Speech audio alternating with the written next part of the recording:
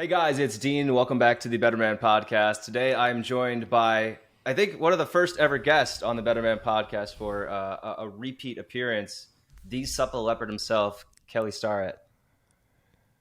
It is great to see you. I'm super excited for you to be here. I haven't done a podcast interview in 4 months, I think. So if I'm a bit rusty at talking with people, that's gonna be my reason why. I But I'm knew really excited that you went to a cave every quarter and you just disappeared, and you come out more handsome and better prepared with big ideas. And meanwhile, the rest of us are just in the factory, and you've just come down from the mountaintop. So tell me, I'm glad I can help you break the ice or knock off the rust. If by mountaintop you mean buried in a sea of Google documents, then yes, that is mountaintop for me. This would be the same. It used to be called the Pain Cave, and now it's the Page Cave. Yes, that is very accurate. So yeah, we're here. This is great. I'm really excited to have you back and to talk about all the things that I want to ask somebody in your position, super successful fitness guy, approaching 50. Lots of stuff that I want to ask you about. We're going to talk about life. We're going to talk about man struggles. We're going to talk about fitness or overall health. Also, I want to give you a huge thank you for writing that amazing intro to the Yoga for Athletes book that you helped out with, the one that we released a couple years ago. So thank you again for that. Of course, my total pleasure. And it's fun to see that book trickle its way down through the bedrock and finding its purchase amongst a lot of my friends. A lot of my friends like, awesome. Do you know this guy? And then they're like, whoa, hey, you do know this guy. And I'm like, yep. Part awesome. Of the success of being an old guy now is like you hold the door open for the young. I'm just kidding. Really, it's anytime you can attach yourself to like a rocket ship, you should do that. You are a rocket ship. Thank you. That's a really nice way to say that. But I love, something I think about a lot is, you look at social media, you're looking at, these young TikTokers putting out whatever they are. And then I'm like, you guys, I mean, Kelly, your TikTok presence isn't 5 million followers yet. No, it's weird. But you work with athletes from every single sport, from every major league in the United States. You've done Premier League stuff too, right? You've worked with football players. Yeah. So, you look at all of that and you're like, yeah, he doesn't have TikTok followers yet, but look at all the stuff that he's done. And so it's just awesome for me to be able to talk with you. I also want to bring up the request that the third edition of Supple Leopard include you in a leopard costume on the cover. I don't know if you've thought seriously about that yet. Easy. It's a lot of, we actually are having to source all of that leopard pattern. You can't buy it from one person because of this man carriage, most of the time, you can't get it in triple large leopard. So I'm working on it, but we'll get there. Okay. You bring up a really just interesting point around fitness and those of us and who is getting their information from TikTok around strength and conditioning. I think, it's really interesting that there are some, we were approached hey, you really should get on TikTok. So we really made a concerted effort to try to TikTokify. And what we took out of that is, okay, well, we can have better captions and we can have some good music. And, we sharpened up our reel game, cause as every other grown ass man, I wait 2 weeks till things got off TikTok and onto Instagram. That's how I consume TikTok, right? Via Instagram. Yeah. But, what we saw was just that I don't think it's every forum is the right place. TikTok is great for, a whole lot of things. And it's really been helpful for a lot of, cooking. It's great ideas, simple. My kids, send, I was just in Japan. They're you have to go to this 7-Eleven and get this sandwich, right? So it's really opened the doors for a lot of sort of exploration of the world. And even there's a TikTok right now about how to shop at Trader Joe's for college kids and create meals. That's niche. That's niche, but it's also really cutting edge. That actually solves a problem and improves the planet. I think when we're talking about durability, sustainability, how I work these things into my life, I'm not sure that's the medium for most of us to try to get all our 15-second, like I love a cat video, I really do. But that's not the place where I'm going for my yoga information. Yeah, I mean, I find the same thing. And I struggle with creating content that's short because I usually like to explain things.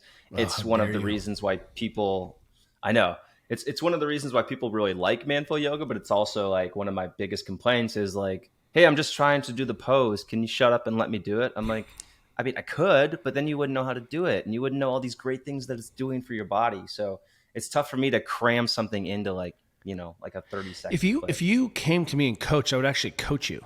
I mean, I think that's what's really interesting. There's this idea that I think people want to do it in their homes and they want to hide away their beginnerism. And so much of the power of strength and conditioning, the power of training is being in a room and being vulnerable with other people, being in a team, being seen, having a real-time dialogue where a coach sees you and explains what's going on and is teaching you how to fish, teaching how to move, teaching how to feel so that you can go do it by yourself. And I think as long as we're always separating that out, we're really going to miss one of the big opportunities of training together. And look, without opening up some spiritual can of worms, Buddha, Muhammad, Jesus is like, you should be with other people doing this. You should not just be by yourself. You need to be in a room full of other people. And if we use those as just a breadcrumb, turns out the brain needs other brains. And, recently, I don't know, did you watch the Physical 100 on Netflix? That crazy, the Korean, awesome. Yes. The Korean show? Yes. Okay. I watched like 3 episodes of that. They just use the same action scenes from 6 different angles in slow motion for about 30 to 45 seconds. 100%. Yeah. And what you can see in the beginning, it's all about aesthetics, right? Who is the most jacked person? And they're like, ooh, and the overdubbing is great. It's like, like, wow, your muscles are really big, and just like you would say that to another man, hey, I really appreciate your muscles. And forget the size. The punchline, of course, is that the big jack bodybuilder does not win. Like, the person who has the huge work output wins. But what was interesting to see there is you see how everyone is sort of dancing around and trying to respect each other because they're Korean, and you see that, like, there's honest respect between the athletes. As soon as they do this dumb thing, which is like max hang from a bar for time, they're all bonded. And they're in the pool high-fiving and talking about it, and it creates an opportunity where, like, wow, I didn't expect him to be so good. Wow, that was really humbling.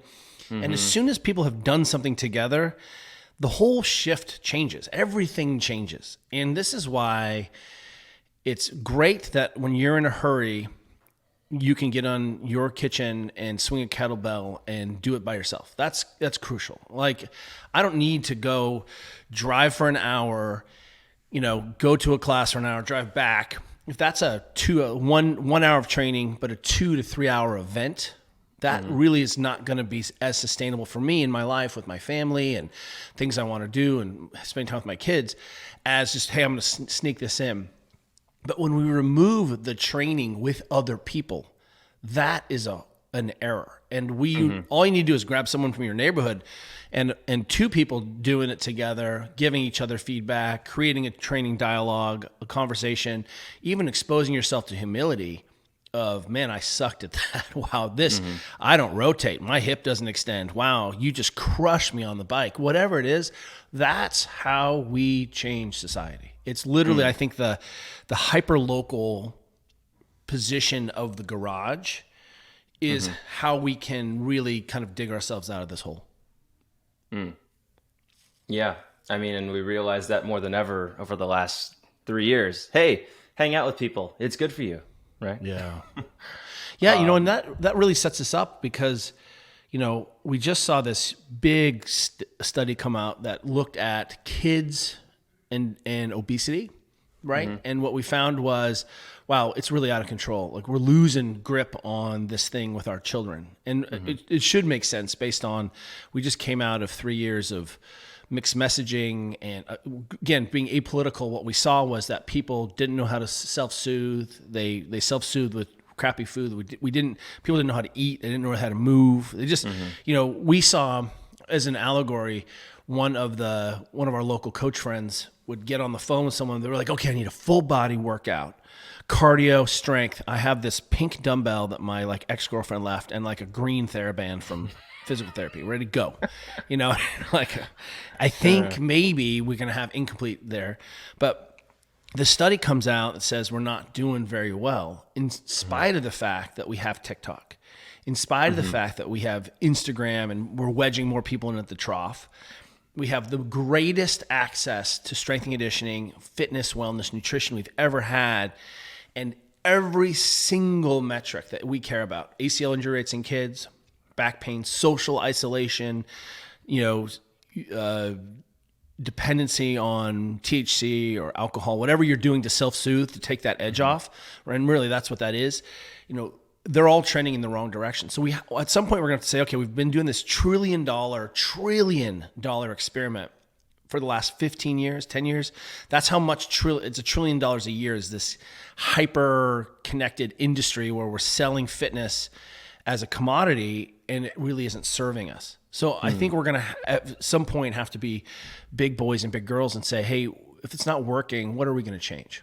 Yeah, and that's something that I really like about you guys is that you're looking at this, and a lot of and there's a lot of people who are doing this as well, but you guys in particular, I think you're looking at this and thinking, how do we change how people view fitness, and how do we make it relatable to people to make it seem like, hey, like fitness is not this thing that has to be incredibly complicated. It can be something that's easy enough that everyday people can learn it, and it can also be more easily integrated into your lifestyle than it has to be you think. Do you think we've habituated people to this idea that it's like fitness has to occur in 1 hour blocks, otherwise it's not? You know what I mean? I know something that you have done such a good job of is helping people to say, you got 10 minutes, here's 10 minutes of positioning, work, breath. You got 20 minutes, great. We can actually get a lot of additional work in and restoration of position to improve whatever it is you care about in 20 minutes. I mean, you've been beating that drum for a minute, I feel like. Yeah, and pretty much all of my workouts that I record, I try to say, hey, this is like a 30-minute workout. We're gonna do, go through the full routine, but keep in mind that when you're on your own, you don't have to do this full 30-minute routine to get something out of it. Remember which poses helped you and do those once an hour, or when you're standing in line somewhere, when you've got nothing going on, when you're sitting in front of the TV at the end of the day. I know that's something that you also like really promoting is, hey, you're in front of the TV.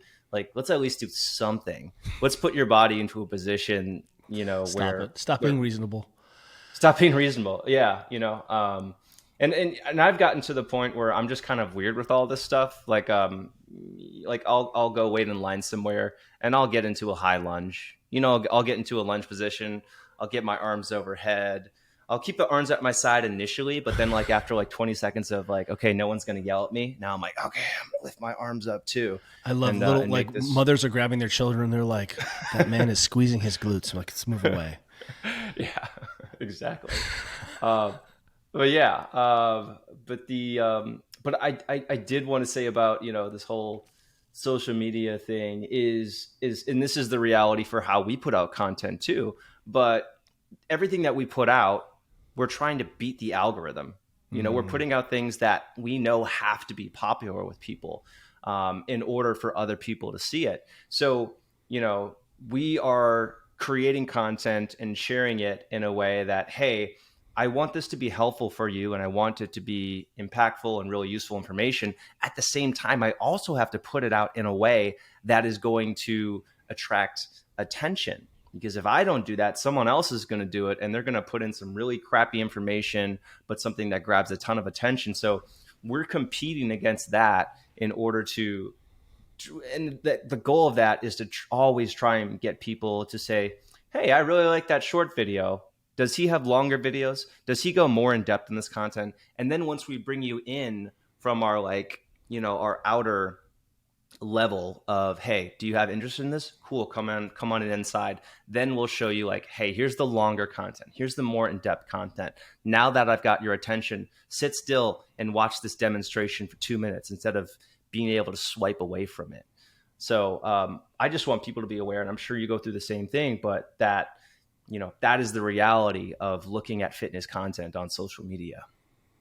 Yeah, and I even find myself where I'm getting bored. Sometimes I'm like, yep, bored. I mean, like, are you doing this wrong with the kettlebell? I mean, like, Yeah. 3, activate, and we just recently there on Instagram, they're like, their new thing is pictures. It's called a carousel, and you put pictures up of like, okay, so all things in their time. The real question then is, again, we're trying to compete in this algorithm, but is it working? And it doesn't seem to be working. It doesn't seem to be serving our young kids. It doesn't seem to be, I'm excited about coming back to a book in this time because it gives people a chance to, one of the things I think mistakes that we make is we think because we're all sort of interested in this and nerdy, and the people who are following Manflow get it. They're like, oh, okay, I found a thing that allows me to understand myself, gives me movement choice, and actually makes me feel better. Like the people who are listening to this podcast,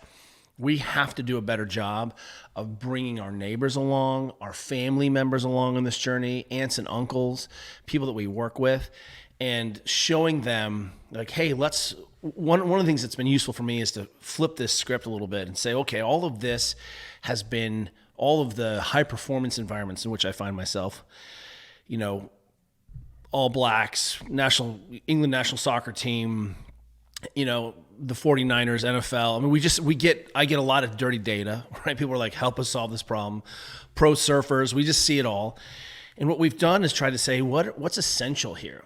What works under the most time stress conditions? And then how do we actually take those lessons and transform society with it? How can sport and performance become a living laboratory and a test kitchen where we can actually say, hey, look, we're not just going to break these bodies and throw them on the pile of dead gladiators for entertainment. And it's fine entertainment, but also say, hey, we recognize that professional sports binds us. It gives us a common cause and informs us about what's going on. So for example, one of the big switches we've seen in nutrition has really come out of professional sports. People recognize this, that we definitely lost our way where we were like pre-WOD, powders, activate, rah. And then all of a sudden there was this switch where professional sports, professional cycling, everyone, premier football, premier soccer, they really started eating whole foods and putting whole foods in front of their athletes, and they saw improved performance because their whole livelihoods were on that. But not only that, but they saw that when people who ate together tended to do better together. It ended up being a sort of a net positive social change in the club. And what you'll see is that all high performance groups that share at least one meal a week together do better. And if you're thinking, well, I wonder if I could have lunch with my coworkers, yes, you can. If I need to have lunch with my executive team, yes, you can. Even here at the Ready State, where we have a bunch of remote people, we all get together. Today's the day where everyone's in the office, and we're going to have lunch together. And just that act of eating together changes things. And what you'll find is that our elite military groups eat lunch every day together. When there's a cantina, that's part of their culture. And you don't sit with not your guys. You sit with your guys. The professional, like premier, like you were talking about, like Arsenal and those places, Tottenham, those athletes will often eat 2 or 3 meals together a day. And what you get out of that is a lot of conversation, a lot of time talking, and we get better micronutrients, we better control macronutrients. Like they're able to basically say, hey, we'll take care of this. We get all of these things in the background. And by the way, whole foods are performance enhancement. So if you all of a sudden you're seeing and experiencing, you're like, wow, there's this really move back to whole foods, that's come out of professional sports. Oh, wow. Well, that's pretty cool. And I actually want to, so I have questions that I want to ask you. Hit 'em. So now I'm going to get to my questions. I want to make sure I don't miss out on those. And one of the questions that I have for you has to do with, you've worked with so many elite athletes over the years. You're friends with Kelly Slater. I mean, these are just like, this is awesome stuff. You've trained George St. Pierre. Am I right? He is a friend. We have spent some time together trying to untangle his knee problems. I mean, it's just nuts. You worked with like the best best athletes in the world. And so something that I've noticed though, is that, you started out as mobility WOD. And I think that was call me, I could be wrong, but from my perspective looking in, mobility WOD was geared toward, athletes, toward CrossFit, toward the functional fitness community. And from what I've seen now, mobility WOD became the ready state. And you wrote this new book, Built to Move, and it seems like you've made this transition to not just working with elite athletes, but now also trying to reach everyday people. And I wanted to ask you about, where did the motivation for that come from? Or maybe I'm totally wrong and that's not a transition that you've so made. But wrong. Well, how about this? I think I started writing Become a Supple Leopard. It's out 10 years next month. Mm-hmm. April's 10 years. Wow. And it was a 2-year kind of journey before that, right, to write it. So 12 years ago puts me in my 30s. And at that time, I'm very focused in my career on how do we go faster? How do we win more world championships? How can I help you to optimize your positions and the expression of those positions in the sports you're doing? How do we get people to own their positions in pain more effectively, right? And sort of start to draw, a bigger circle for the role of the coach and the athlete. The athlete needs to own their 50% and doesn't have to wait until they're in pain before they start to restore their range of motion. And so a lot of the mobilizations you see, I saw just something this morning. This guy was like the top 5 mobility tricks, and like 3 of them are right out of Supple Leopard. And this guy has no idea who I am or where they came from. That's the funny thing. They don't know you, great. But you're like, that's totally fine that. Because the goal is, I'm like, that's so cute. You call it the banded pull. You don't even know why it's called the couch stretch. That's so fun. So one of the things that was great there is we are seeing the changes in how those techniques now are being owned by everyone, which is really what the intention was, to shift this burden of position into the language of strength and conditioning, right? And when we started, remember, the model was train as hard as you can, do some yoga. I don't know how it helps, but apparently it helps, right? You got injured, go see a physical therapist. You're in pain. That's not a training problem. That's a medical problem. But since you don't have time to go physical therapist, we just won't use your arms. I mean, that's literally what the language was.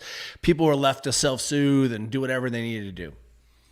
And all of a sudden we realized that here we are all these years later, I'm approaching 50.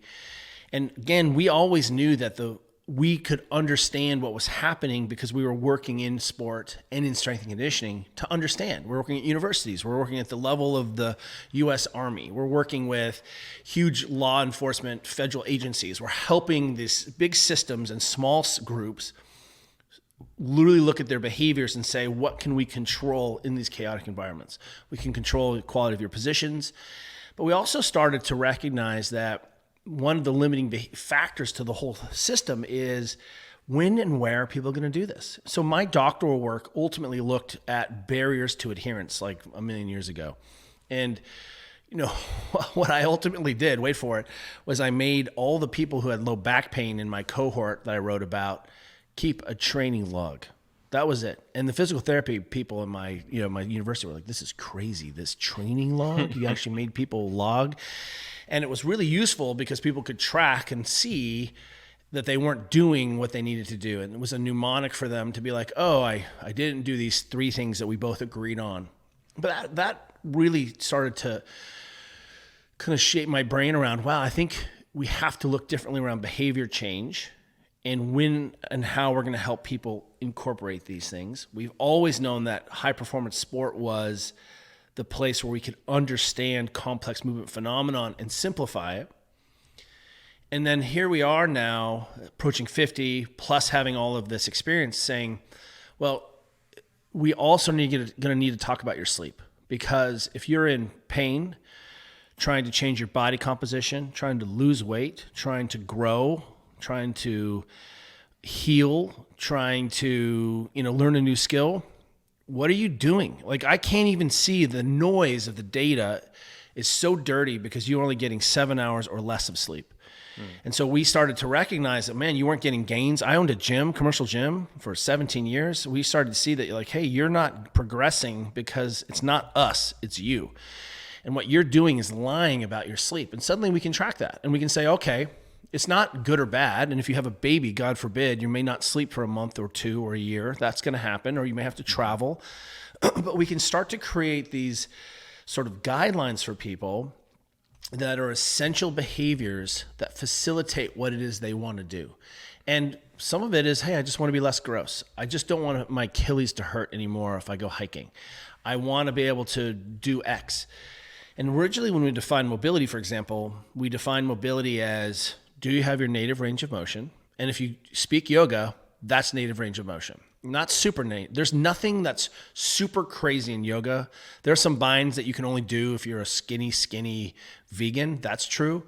But all of the foundational yoga positions are absolutely the positions that the body is supposed to be able to do. That's why you suck at that so much, because you can't do what a body's supposed to do.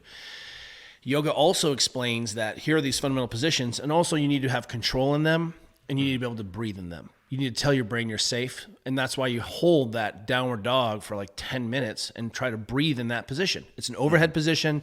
It's your foundational long lever, means leg is straight, hip flexion position. Those are two fundamental positions for human beings. Yeah, and I love your description of that in the book, where you're like, when you are stretching and when you're at end range of motion and you're stretching and you're breathing, that is your body saying, hey, it's okay. I'm here. We'll be fine. You hold it. We'll relax. We'll open up a little bit more. And as soon as you see that, you're like, oh, those yogis are pretty clever. They figured some stuff out.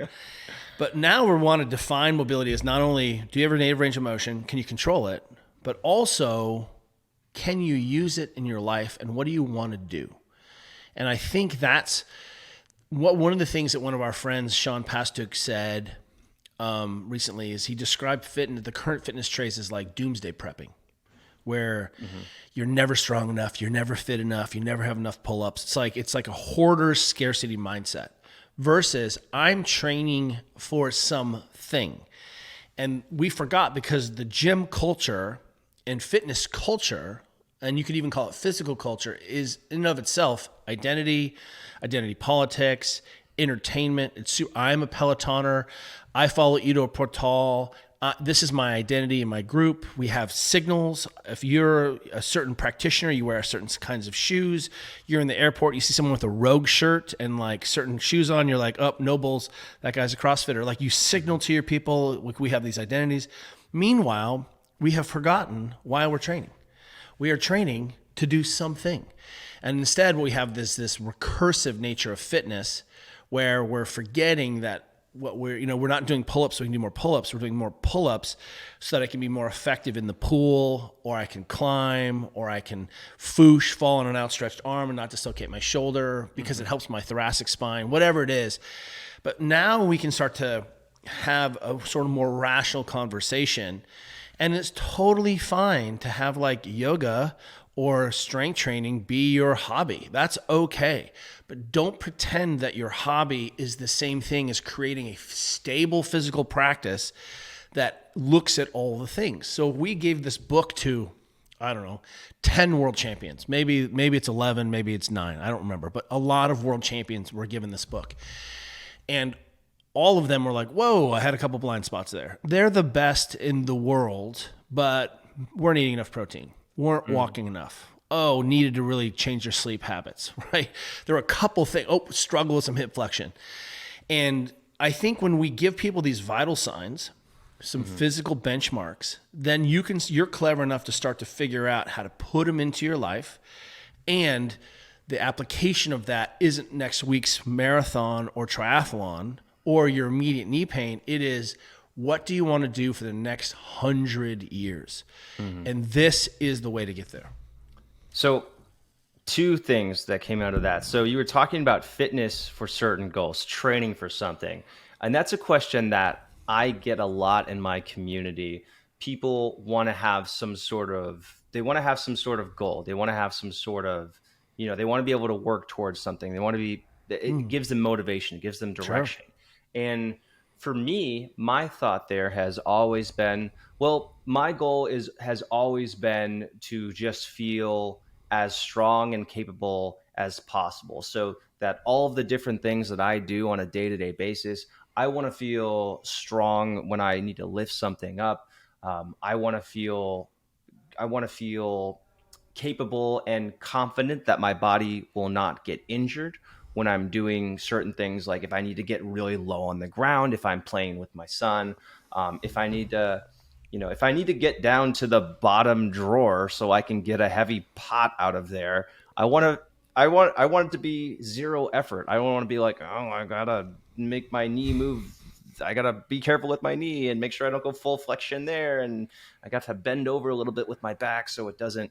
But I'm curious for you, in your experience, what are goals that people can make for themselves if they're lacking?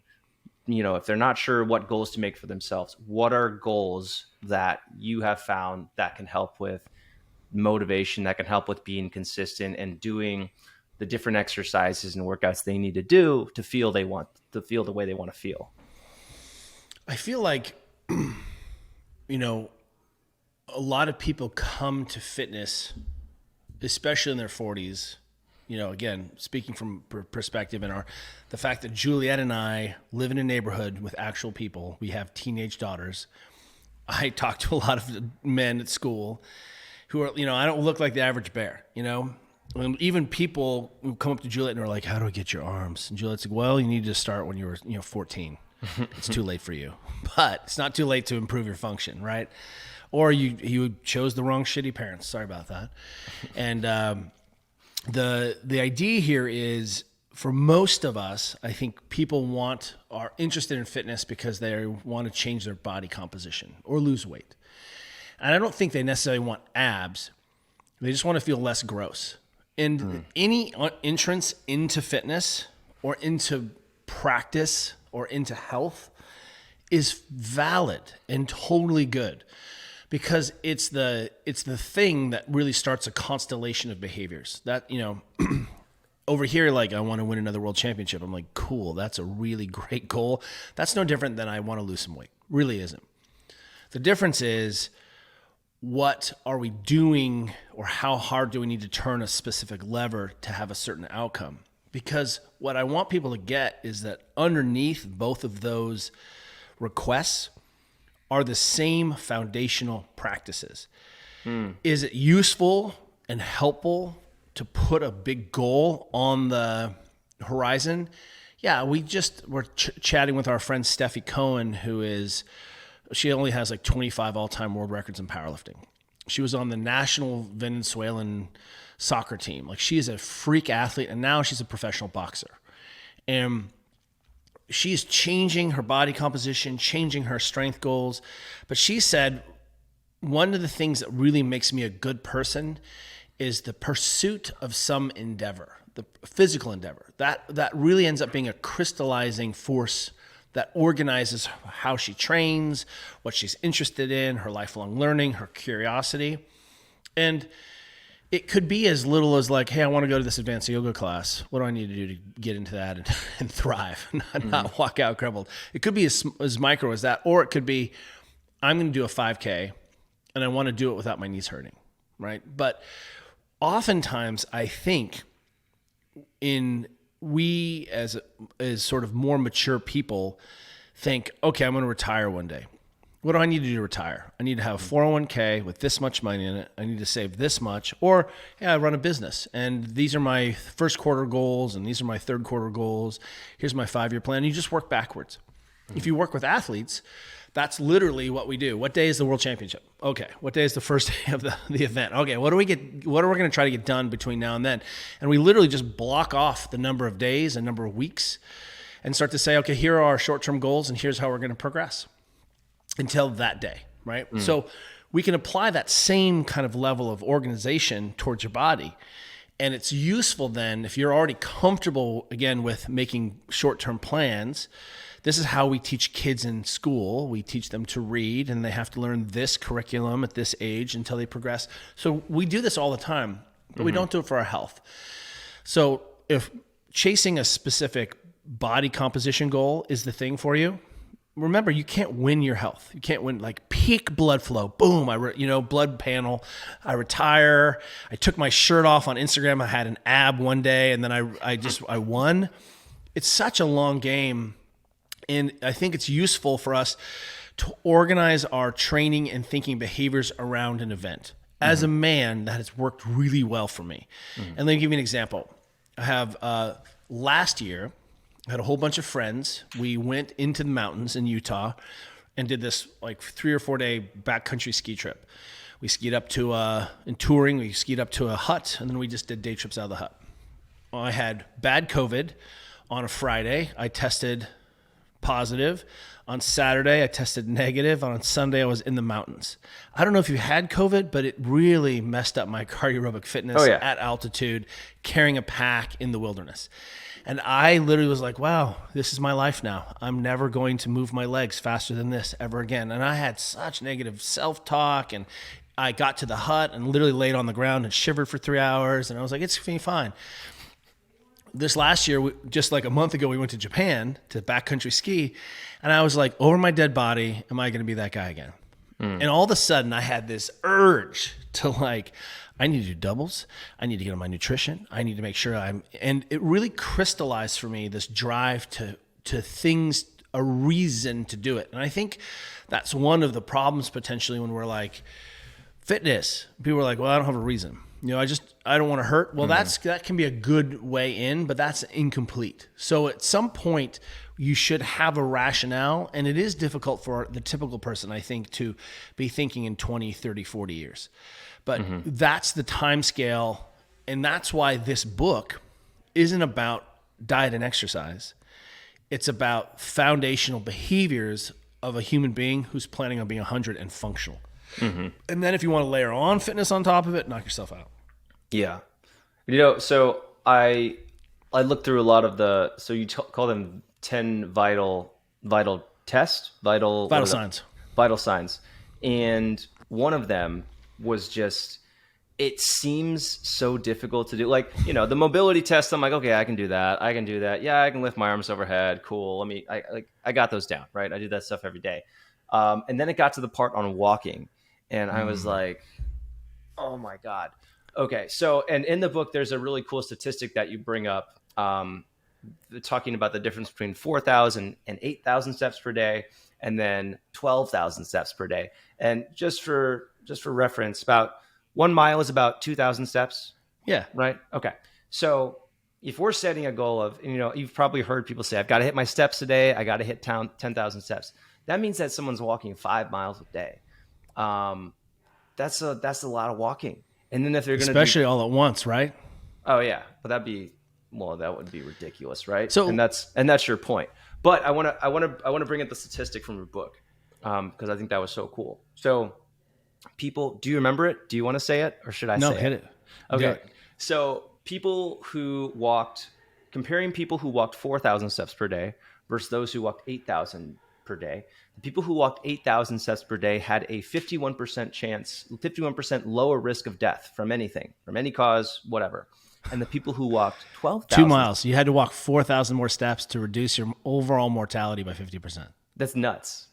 And then and if you can walk 2 more miles, then you reduce your risk of death from all causes by 65%. So if you can walk 6 miles per day, you are reducing your risk of death by 2/3, which is... Who cares? Who cares about all that? That seems great, right? Like, I'll take that. I mean, that's a great drug, right? And it seems like it's pretty simple. If you look at the blue zones, people are obsessed with the blue zones, right? What olive oil are they using in the blue zones? Like, what is the blue zone? What is the blue zone? Is those areas on the earth where everyone lives to be very old. So you see it some places in like southern Japan, the Italian coast, the Mediterranean. That's right. Those blue zones. Like, what is it about these people? Well, it turns out one of the things that happens there is that their lives are organized around having to move to do things like walk to the store.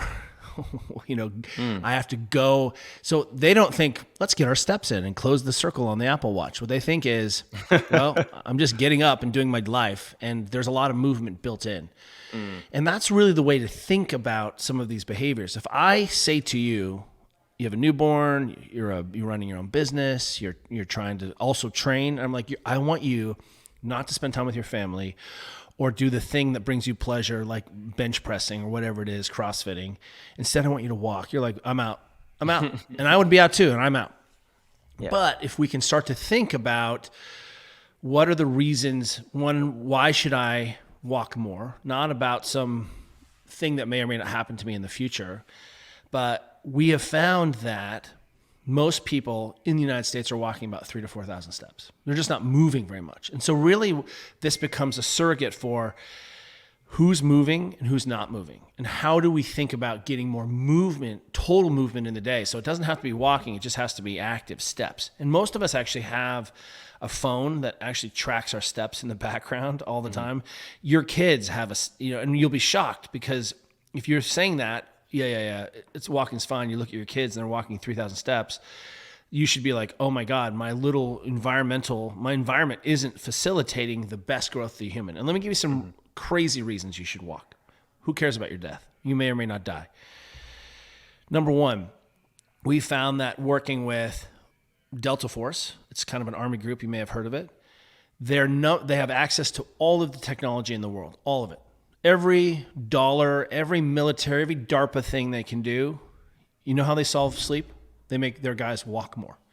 They put a tracker on them, and they have to get 15,000 steps a day. So if you're having a hard time sleeping, the first intervention that the most elite military group does on the planet is have their soldiers walk more. If you're falling asleep, having a hard time falling asleep, if you're having a hard time getting to sleep or feeling sleepy, increase your steps. And what you'll find is that total movement during the day actually creates something called sleep stress. And that sleep pressure is another word for it.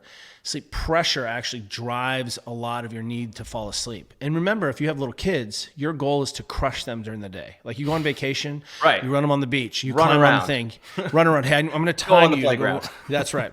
And because if I can crush you, you'll actually fall asleep.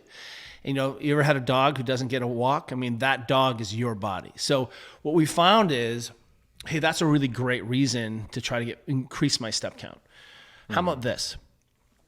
It turns out if you do your Peloton class 3 times a week, and I just walk 10,000 steps a week, 10,000 steps a day, I will double your calorie burn. I will crush you on calories. Do you know how many extra cookies and servings of ice cream that is for me if I just move my body? I'm not talking about training. I'm not talking about watching my nutrition. All nutrition is the same. I burn an exponential amount of more calories a year. Even just not sitting at the desk, like I burn an additional 170,000 calories just by making different choices at my desk, which means I have a lot more flexibility with my total nutrients. It means I'm like, oh, I'm having a beer tonight. You know why? Because I crushed you because I was just moving. Okay, so maybe that's not your jam. How about this? You train really hard, and we need to decongest your tissues. And decongestion means we need to move all of the byproducts of exercise through the lymphatic system, all the broken down proteins, all the cell walls, all the collagen, the normal waste processes of the body that don't go out through the circulatory system, go out through the lymphatic system. The lymphatic system is bootstrapped into your muscles. And guess what? It's not an accident that they call the calf the second heart. And then that calf pumps and moves so much fluid into your system. And guess what? That is called walking. And it's an easy way to do that. If you want to ride a bike, I'm sure it's fine too. But the idea is we need to get more moving in, and we need to do it in ways that facilitate things like getting sunshine on your body. Huberman says we need to get sunlight early in the morning. Well, going outside is a really nice side effect of trying to get some steps in. How about walking with your partner? That's easy to do. Like Juliet and I often take we walk to the corner and back. It's 1,750 steps. It takes us about 17 minutes, and we do it after dinner, and we see our neighbors. We're like, hey, what's up, neighbor? You're that dick who won't share the cost of our fence. But guess what? We live in a civil society, and I have to see that guy and be like, what's up? Hey, how's your dog doing? So suddenly it ends social isolation. It gets me in my neighborhood. It gets me sun gazing. It gets me more movement. It's cardioprotective, health protective, and it's free. And it makes it so that I can burn more calories. And more importantly, it helps me fall asleep. And also whatever I care about tends to get better in terms of athleticism. So there's a whole bunch of reasons. And that's the problem, is that we tend to see some of these really essential behaviors as isolated and siloed. but no aspect of the system of the body works by itself. So, if I'm sold on the benefits of walking, what have you found in your experience to be the most compliant strategies to walking more? Which strategies, which plans have worked the best when it comes to people Yeah. saying, I'm going to walk more by doing this? Which ones have been the most successful? You know, the thing to be thinking to yourself is, how do I limit my sedentary time? That's the way to do it. So some examples, one of our friends who, his name's Jim Lesser, and he was the CEO of a ad agency, and he had a policy in his company called walk, call, click. So the first thing he wanted everyone to do is if they had a question for a teammate or a coworker was to get up and go find that person. And the second thing he said was, well, then I want you to call. So you have at least have to talk to a person. And the third choice was email or text. So you can see that in that thing, he's thinking about the culture, but built into that is, hey, there's movement. Remember that study that showed that smokers were healthier than the non-smokers? And the further you put the smoking section away from the office, the healthier they got. Really, because they had to get up and walk around. Oh, wow. So it turns out then, when you start thinking about, well, where are the places where I can just be moving, not sedentary? We know that we're trying to limit total sedentary time. So if it helps for you to think, well, the way my life works is that I have to be in these meetings, I don't have any agency, maybe I'm just going to go for a 10-minute walk after every meal. And that's an easy way to suddenly get a whole bunch of steps in without sort of thinking about it. Those are more formal opportunities. If you can take a call walking, do it. If you can take a meeting with someone walking, do it. If you can hook up with your, family member in the evening and just go walk around the neighborhood with your dog, do it. One of our friends, John Berardi, who is a behavior change expert and also the founder of Precision Nutrition, had a really interesting, we'll put a tool where he would have people who are chronically overweight, and the first thing he would say to them is, okay, I need you to drink a glass of water today. And they'd be like, that's it? And he's like, yep. Did you drink 1 glass of water today? He's like, yep. And they're like, good. Now this week you're going to drink 2 glasses of water. And he made these small behaviors so accessible and so built in and routinized that they were easy successes. And then he says, hey, I see that what I want you to do is go get a rescue dog. So they go out and get a rescue dog. They're like, okay, I got this dog and I'm having to walk it 3 times a day. And you're like, weird. So what you can see in that behavior, that example, is if you can shape your environment and constrain your behavior so you don't have to make another choice. The choice I want you to make is, do I watch Mandalorian or do I watch The Last of Us? Do I eat steak and cook that, or am I cooking something else? Like, I want you to use your choice power for stuff that actually matters to you. And I don't want you to have to summon heroic motivation to flush your body. I mean, if you've ever flown on an airplane and got cankles, that's what I'm talking about. Those cankles, those swollen ankles, are your lack of flexing your calf and flexing your musculature in your legs, and those fluids start to build up in your tissues. So how can you think about, well, maybe I'm on a long commute and it gives me a chance, before I go in, I just need to go walk around for a second, or I'm just going to stand on this bus, or I have an opportunity where I need to do deep focus and I really know that the only way I can do that is to sit down at a desk. Do it. If otherwise, stand up and let's see if I can, maybe work at a standing station a little bit more. And suddenly what you find is that total movement in the day aggregates into massive amounts of change. And remember, it's not 10,000 steps. That whole 10,000 step idea, 10,000 is an auspicious Japanese number. So when you shout bonsai, that means like, will you live 10,000 years? You'll last 10,000 years. So calling it a 10,000 step meter was a clever marketing tool for us to see 10,000, it's auspicious. What you see there is that you get all the benefits by hitting that 8,000, which is a super reasonable number. And what's a number that most people can fit in with just a little bit of jiggering into their life. Yeah. I mean, I was already thinking about it this morning. Normally, my wife and I have just gotten so used to, we could walk to the grocery store. I mean, not really, most situations, but there's a small grocery store that's relatively close to us, and we could walk there, or we could save 20 minutes and drive. So I think that's that's the decision for us when it comes down to, if we walk or drive. It's like, yeah, we could walk, but when we're on the toddler schedule, it's like, it's really difficult to do that. But today I was very proud of myself because I walked my dogs to get their dog bath instead of driving them. And so I got, an extra 3,000 steps maybe. One of the things that I love about that is if we give people objective measurements. And so the vital signs we have here all include an objective. It is dispassionate. If I say to you, my blood pressure is 120/80, you're like, really? That's just kind of average. It's not great, Kelly. You could probably do better, but it's not terrible. And maybe you have high blood pressure, but or family high blood pressure, but now you're keeping it. So if it starts to drift above 120/80, let's keep an eye on it and talk about all the things we can do to try to bring it back down. We know that 120/80 isn't the goal, but now everyone has this clear vital sign metric of understanding, hey, this is something I probably should focus on, or I'm crushing this. This isn't a problem for me. And when we do that around these two kind of categories in the book, one is sort of in behavioral vital signs. Walking is a behavioral vital sign. And then we have some range of motion movement vital signs. Because what we found in the pandemic is I'm like, wow, people are checking their respiration rate and their oxygen saturation and their temperature. I'm like, why can't squat be, or hip extension be a vital sign? Like, why can't we just expand the concept of the vital sign? That was something that really stuck out to me is we check blood pressure, we check our heart rate, but like we don't, the biggest question should be, what's your sleep like? Do you sleep for 8 hours a night? Like, what's your body composition instead of BMI? There are so much. I think there are so much more global and easy to track measurements that we can do on a regular basis. Where I read that and I was like, duh. Why isn't that a thing? We should be asking that question.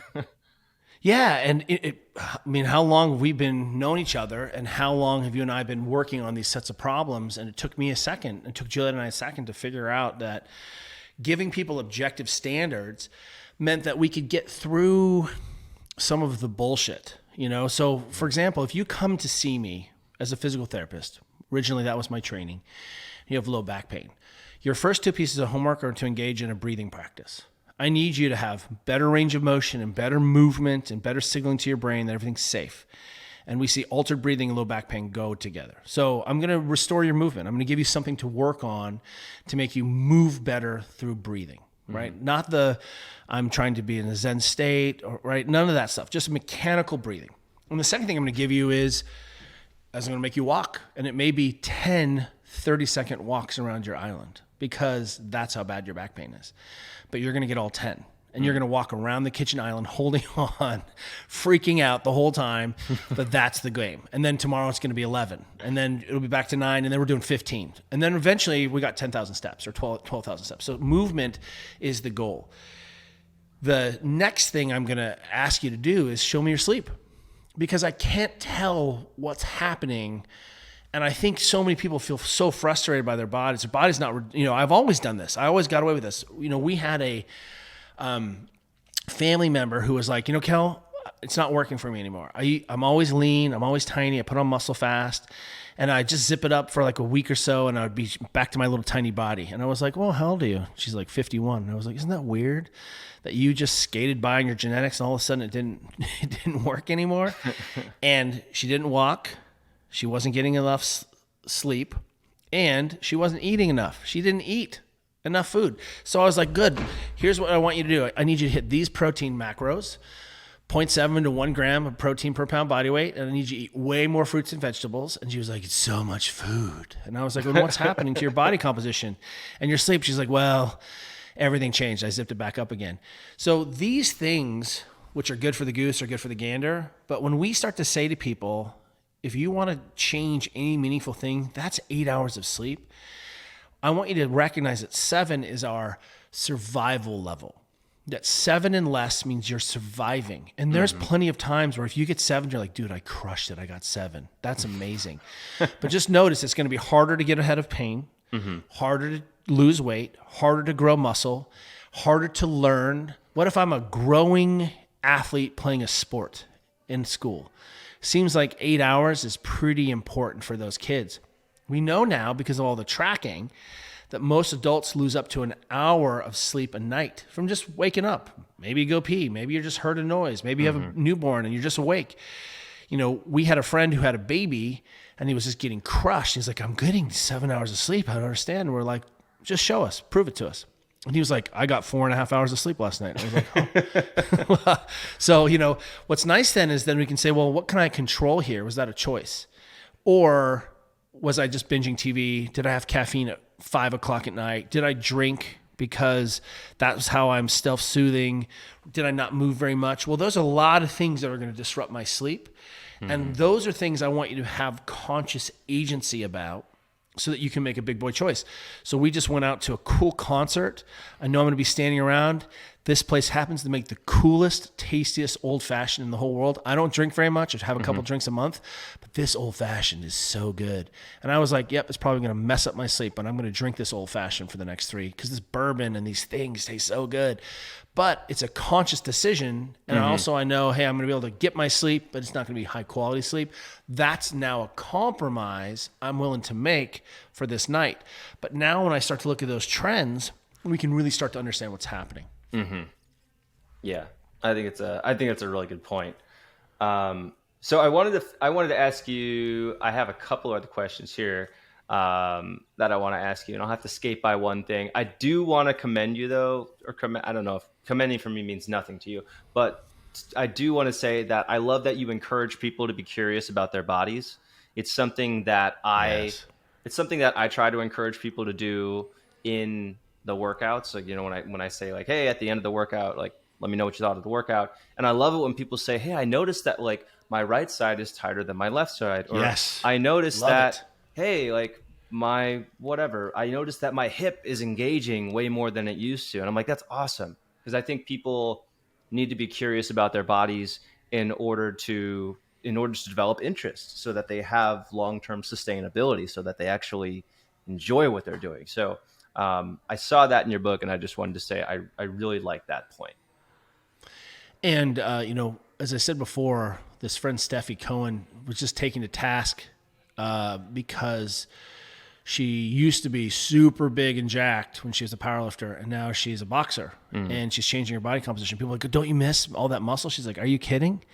I have a goal, and my goal isn't as well facilitated when I'm carrying an extra, 10 kilos of muscle. And so I think what's really fun about this is that this re-empowering people means that you can start to experiment with diet, with how much movement, with what it looks like for you. And you can really start to feel like you have some control, or the way that we talk about it. And you brought up a really nice aspect of empowering people to be curious, is we're trying to expand your choices. I think the problem is when we're like fitness, it means I'm going to eat this broccoli and this brown rice. You didn't eat a bad carb for a year. You only ate fruits and vegetables and meat for a year. You know what I mean? And that sounds super restrictive until you're like, have you seen how many vegetables there are? Have you seen how many fruits there are? Have you seen how many different protein sources there are? Like, you suddenly are like, holy crap, there's so much to eat. Instead of saying, I want you to eat this broccoli, this brown rice, and this sashimi chicken breast, which is just like dog food.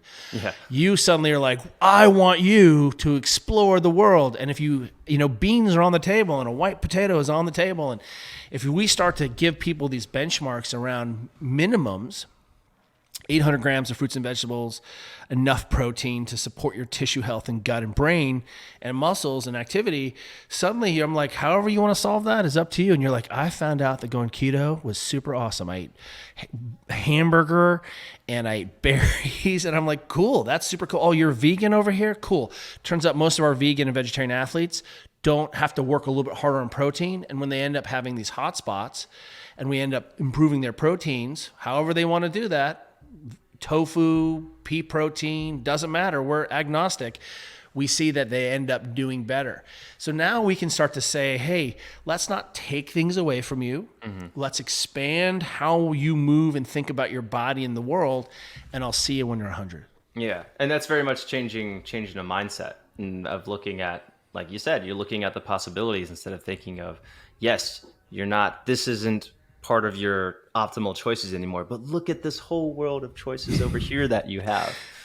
Well, here's an example of how something didn't work for me. So turns out some new really good research about intermittent fasting. There's no magic of intermittent fasting. It turns out it's just sneaky calorie control predominantly. And we found out that one of the problems with intermittent fasting was that people lost a lot of lean muscle tissue along with their body. They lost body fat, but they also lost muscle. And as we know, it is hard to put muscle on. And as we're rolling into our old age, I want you to hold as much muscle as you can, right? That's really the goal. We're seeing with all this Ozempic that's out there right now, people are taking these Ozempic. One of the problems with Ozempic is, yes, you're losing body fat, but you're losing a lot of muscle too. So here, someone's like, you should try this intermittent fasting. And I'm like, cool, that sounds cool. Like, be more jacked, don't eat. I'm sometimes not hungry in the morning.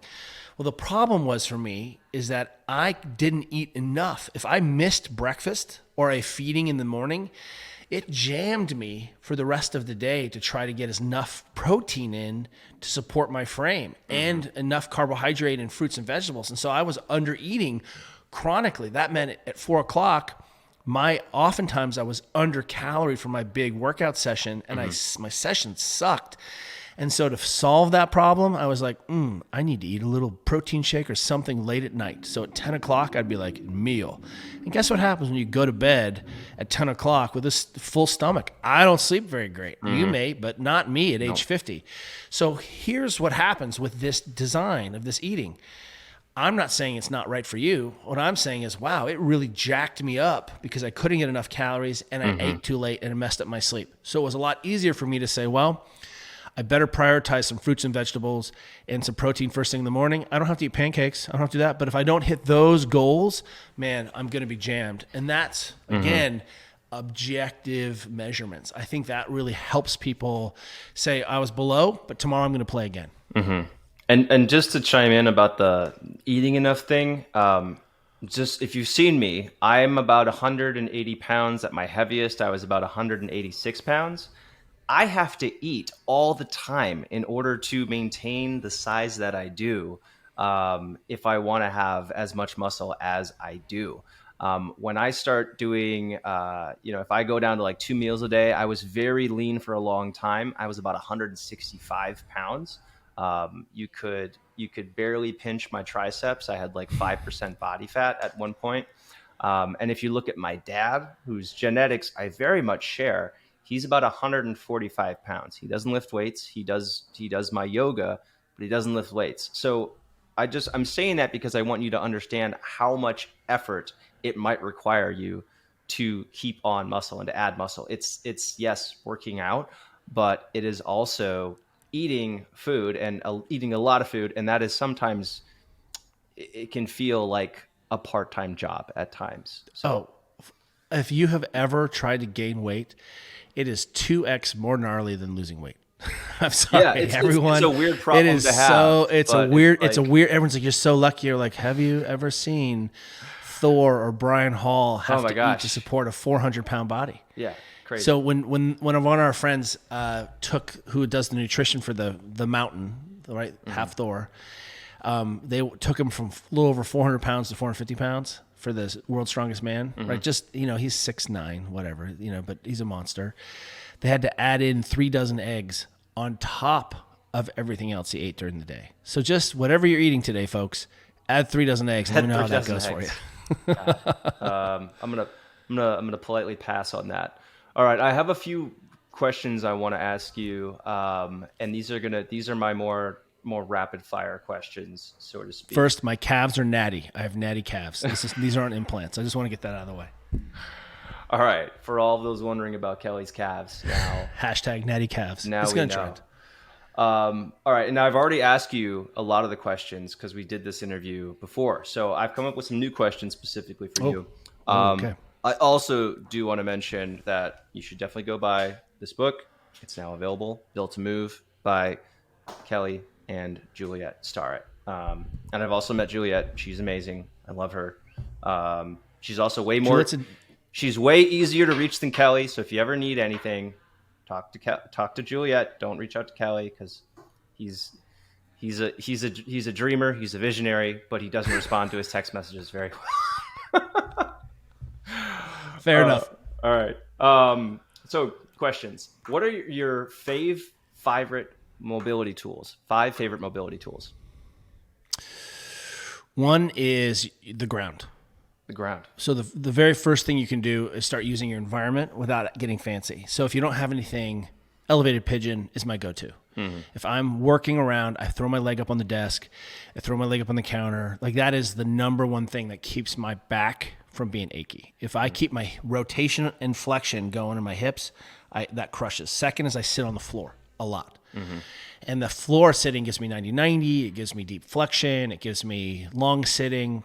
It just turns out it's an easy way for me to get a whole bunch of sneaky end range positions, long static duration positions. And you hold it for a long time. Like we're talking just like there for a 3, long time. 4 or 5 minutes, not for sure. seconds. No. I'll work with like my leg up on the desk for like 10 minutes. I'm like, I probably should switch legs. And honestly, I feel so much better. So I'm trying to, figure out ways to use my environment to get, and again, I'm pretty good at this, but this is what I know works for my body really well. The more elevated pigeon I do, the better off I am. I think everyone on the planet should have some kind of roller, but a smaller roller than you think. Not a huge diameter roller, not those white rollers. I want you to have a smaller roller because it's easier to get into some soft tissues. We have found that if people engage in 10 minutes of soft tissue care, self-massage, soft tissue mobilization, whatever language you want, stimulation, while they're watching TV before they go to bed, they sleep better. Right. And we're more likely to do it. So that small roller, I love. Sit on your coffee table, mob the crap out of your butt, get your hamstrings, get your adductors, and I guarantee your life will change. Your downward dog will improve. I mean, really, your hip flexion will improve. Your pelvic floor will improve. You'll have better boners. Like, what's important to you? Blood flow and movement around your pelvis changes everything. You're probably going to need a ball of some kind, right? Just because I want you to be able to, have some, like a harder thumb or elbow into your tissues. And sometimes a roller just doesn't solve all the problems. You can lay on the roller even. It'd be nice to have like a volleyball-like thing, but you can lay on the roller and mobilize your trunk, you can mobilize your pelvis, right? It's really good stuff. And the last one is probably if you had a band, what you can begin to do is begin to bias your tissues and access positions in a very different way, doing some of the banded distraction kind of things that we talked about and popularized and invented in Supple Leopard, over a decade ago. You'll find that you can get a door hook very easily and suddenly, or go into your garage and hook it to your squat rack, and you can really get a lot done. Yeah. And you just find easier isometric positions and shapes that are hard to get, especially if you're a bigger person. Yeah.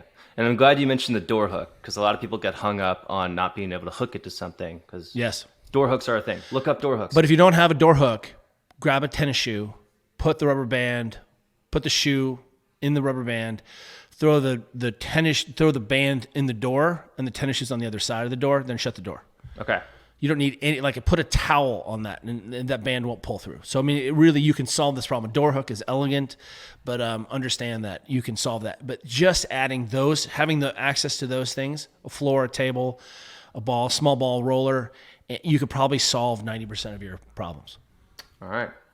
Good to know. And that led to another question. I do want to ask you, how long should you hold the poses for? Because I read the book, and you do mention that, I think you're mentioning that most yoga and Pilates is not sufficient because, I'm assuming because they don't hold the poses for long enough, or maybe in your experience. Let me clarify for everyone here. I am such a proponent of yoga and Pilates, but it's a movement practice. And I think sometimes we think yoga will solve all our issues, right? Like it just magically restores your range of motion. I'm like, not really.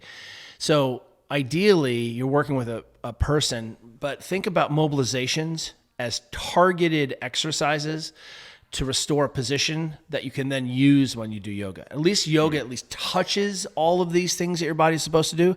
Oh, look, you side bended, you flex sideways with your spine, you forward flex, you went into extension, you rotated. I mean, just if I look at like Peloton, then I'm like, let's look at the language of your spine in Peloton. Oh, your back is rounded for the whole time. And then I come into yoga and I'm like, I had to do all of these things with my back.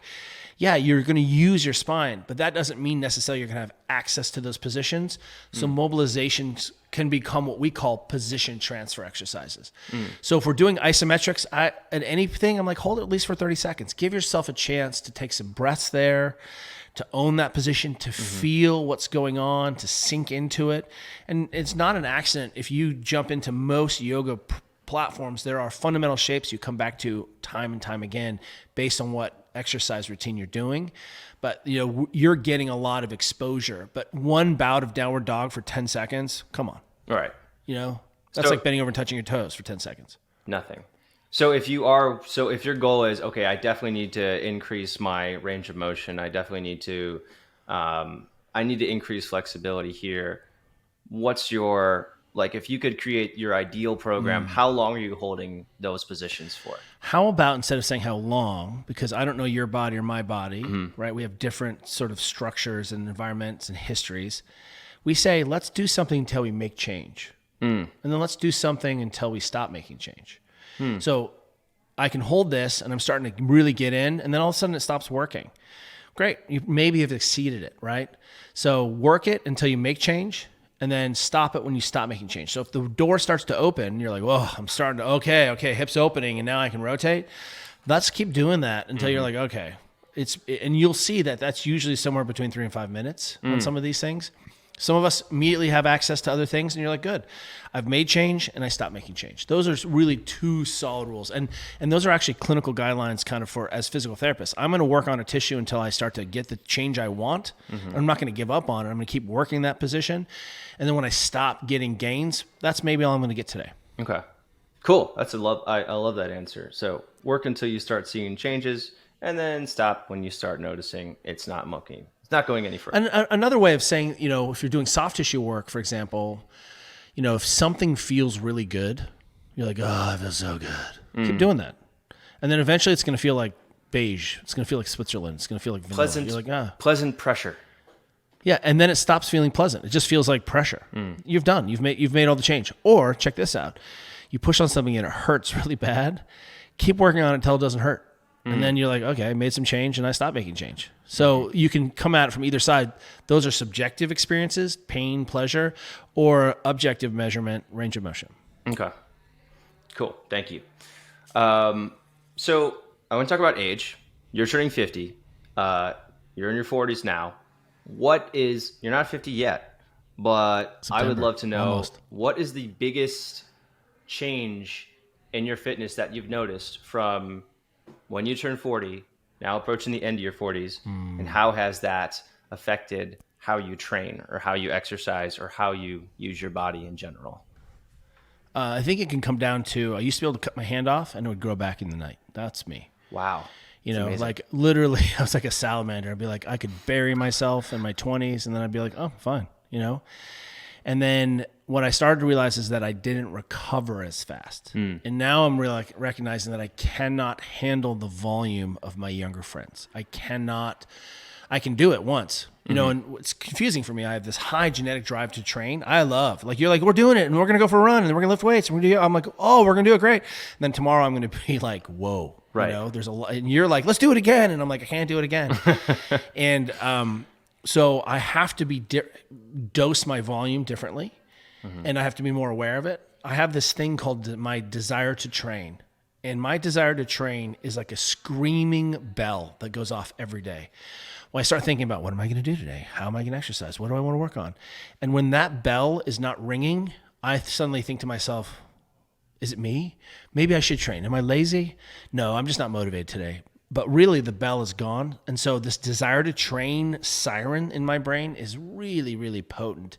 And it helps me to understand that readiness. And it really does correlate well with resting heart rate and heart rate variability and recovering.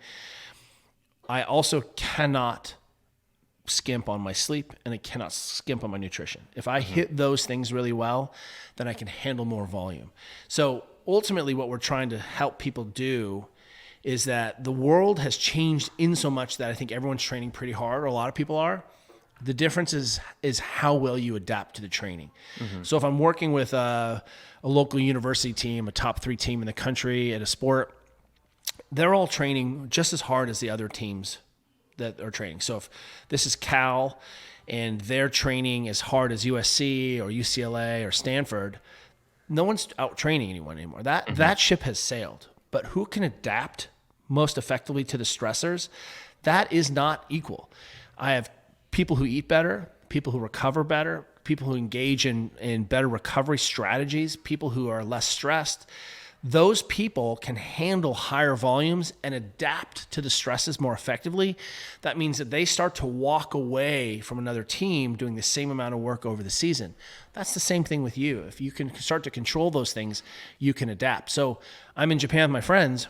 We're doing these huge efforts, huge long days in the mountains, climbing, skiing. It's huge. We go out. I don't drink. I mean, we're partying. We're good friends in Japan. People are drinking 2 or 3 beers. I have a non-alcoholic beer. Why? Because I won't be able to adapt as well as they will the next day if I drink that beer. And it doesn't mean I won't have a beer. It just means that, like, oh my God, for me having this consciousness of I'm going to have this non-alcoholic beer because I have to sleep. Otherwise, at age 50, as the oldest guy on the trip, I won't be able to keep up. Does that make sense? Yes, it does. That is the thing. I do way more zone 2. Yes, that's it. And then also when you were talking about that kind of the training bell in your head and it's not there, do you take the day off? Do you consciously, make the training decisions day to day, or do you stick with your plan? No, I don't have to be on a team. So that will be a day off. But what does day off mean? So it means I'm going to increase my steps. It means I'm going to do my soft tissue work. It means I'm going to dial in all these things. It doesn't mean that I sit on the couch. I keep the engine idling. I just don't go smash myself. Got it. Okay. Yeah, I love that. And yeah. Dude, I need to exercise. So that may mean that, like, oh, I'm super trashed. I go out and spin for an hour. Like talking zone 2, zone 1, where I just move, or I go for a long walk with my dog. I don't do nothing. I want people to understand that. You don't have to do nothing. You just don't need to smash yourself because you've already had enough stimulus and you haven't swallowed that stimulus. Okay. So you still want to move. You still want to do some foam rolling. You still want to do some stretching in front of the TV. Do some yoga. Do some man flow. Like, really, like, if you're feeling trashed, do a man flow yoga piece and just be cool. And what you'll see is you're like, wow, I was able to actually manage the stress adaptation because I kept moving and I controlled the other aspects of my physical practice, nutrition, sleep, et cetera, et cetera. And then when I wake up in the morning, that desire to train is back. I'm like, oh, it's back. On those days, do you eat more carbs or do you eat more protein, or does it matter? I eat less carbs. I eat the same amount of fruits and vegetables and protein, but on those days, I don't need as much carbohydrate. I'm not fueling what I'm doing. So rice will come out, right? Potatoes will come out. Those things will tend to come out. I might be like, I don't need a cookie tonight. But on those days where I'm smashing myself and going huge in the paint, I'm like, yeah, cookies on the table. Cookies on the table. That's a shirt. Cookies on the table. What do you do? So kind of related but unrelated. What do you do when you feel stressed or overwhelmed? What's your go-to, like, let's say you're at home and you're just feeling stressed, overwhelmed. Your kids are in the kitchen.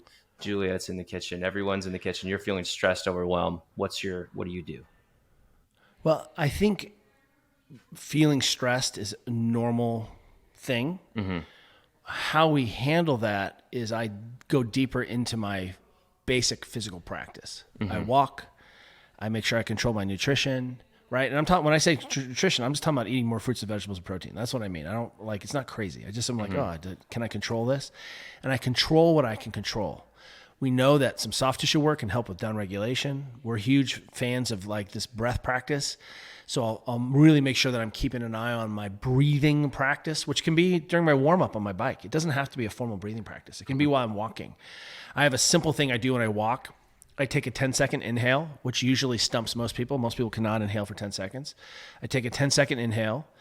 I then walk as long as I can on a breath hold until I feel like I'm going to pass out.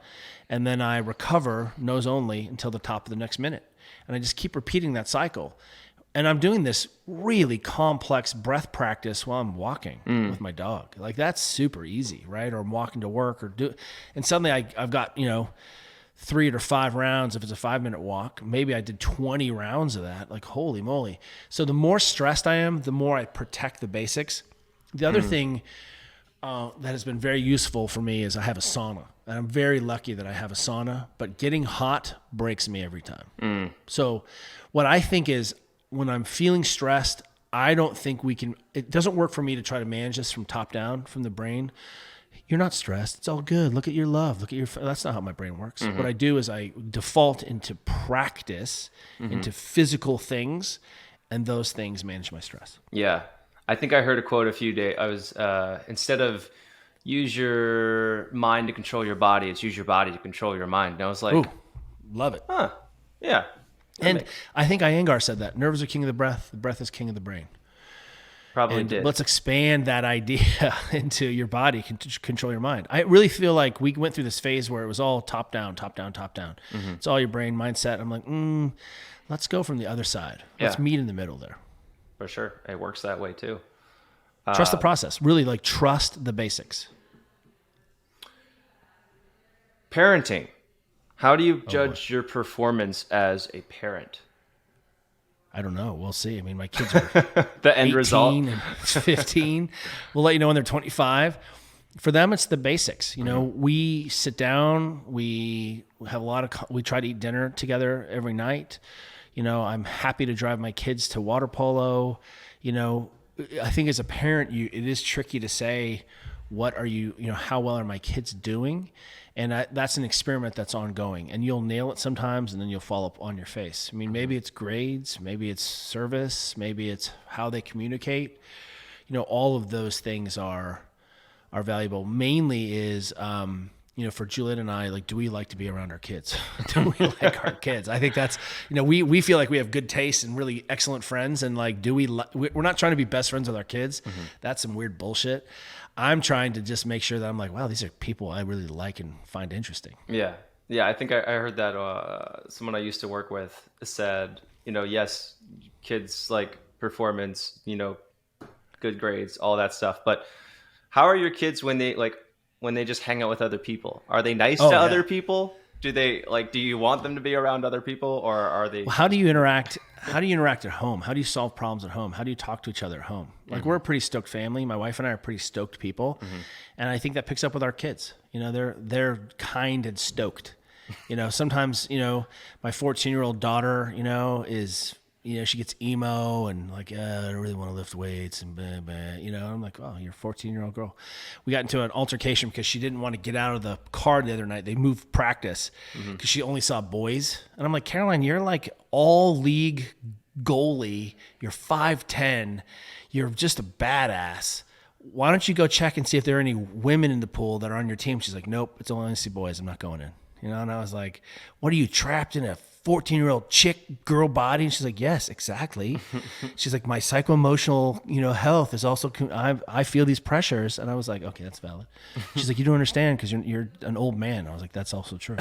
So, it's okay. My kids are, I think when they present you with a therapy bill in your 20s, that's all up to you. But really, are they doing the things that you do? Yes or no? And are you modeling that? I think that's really crucial. My last parenting / family question here is, how do you consciously think about you time, family time, you and your kids time, and you and Juliet time? I think it's a mistake if you even try to separate those out. Okay. So a couple things. I'm an only child. I'm a single working mother. And now I live in a family full of women. I only have girls. And my wife is a second child. And so I'm never alone. And, what I've found is, Juliet and I, the most important relationship in the house is Juliet and I. And supporting Juliet and I having time together might be a quick walk to check in with each other. We usually have a feelings meeting once a week where we really formally talk about what's going on. We all sit down. I think creating a structure where you don't have to carve these things out, but they happen organically, is the way of thinking about it. Like, you have thumbs. You can be a little bit more intentional. So if you just say, hey, we're all having dinner at 6, no matter what, everyone's going to come to the dinner table at 6 or whatever it is, because life is crazy, then the structure of dinner gives us a chance to interact and create family time. Julian and I love to train together. My wife is the greatest training partner I've ever had. She is a savage. I have a rule that I won't pick up a new sport without my wife. But Juliet, fortunately, loves to paddle, is a great stand-up paddler, loves to mountain bike, loves to lift weights. I mean, like my wife is the greatest training partner I ever had. And I feel like those couples who have real different and divergent interests, I think that's tricky because you're creating this altered life. Like if I picked up golf that didn't involve Juliet, I don't have enough time in my life for that right now. And it doesn't mean that she won't go hang out with her girls. One of my best friends lives right across the street. It's the greatest thing that ever happened. Like, he moves in the neighborhood. We become best friends. He is a great mountain biker. He was a sick college soccer player. Jameson, shout out. And he also has a sauna, and we love to do these marathon sauna sessions. So every once a week we get together, and his sauna is 230 to 240 degrees. And we get cold, we get hot, we talk about our lives. And so the key is that the structure is there, that we don't have to facilitate a thing. It just happens. And I think that's really, because at the end of the day, like I have a family and these businesses, and I'm not trying to create this, this moment of Satori. I'm just going to go sauna because I need to do that. Okay. It's a great answer.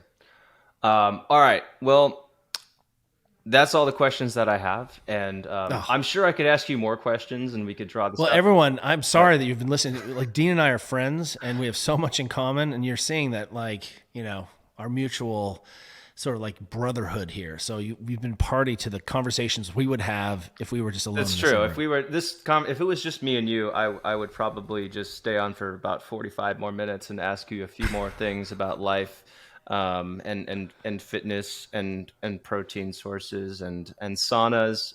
But yeah, we don't have time for that. So, Kelly, thanks so much for being here. Thanks for answering all the questions. Guys, I think it's not even a decision of whether or not to go get this book, Built to Move. Kelly, how many books have you sold?